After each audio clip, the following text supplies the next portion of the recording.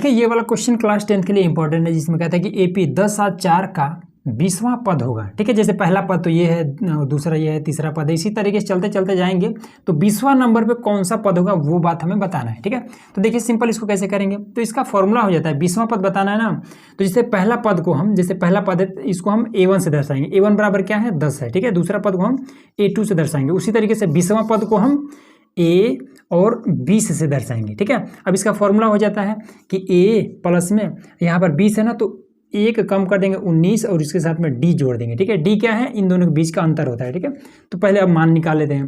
तो D का मान कैसे निकालेंगे, तो D का मान निकालने के लिए हम क्या करेंगे, ये दूसरा पद में से पहला पद को घटा देंगे, दूसरा पद में से घटा देंगे हम पहला पद को, तो दूसरा पद हमारा 7 है, पहला पद हमारा 10 है, तो घटा देंगे तो माइनस का ये 3 आ जाएगा।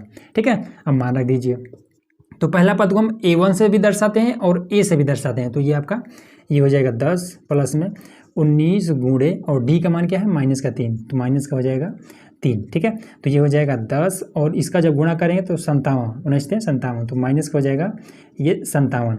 अब इसको हम माइनस कर देंगे तो हो जाएगा माइनस का ये 47। ठीक, तो इस तरीके से आपका ये A नंबर सही हो जाएगा। ठीक है, सेम यही वाला टाइप इसको भी करना है। ठीक है, इसी टाइप से ये भी होगा, तो इसका आंसर आप लोग कॉमेंट कीजिएगा।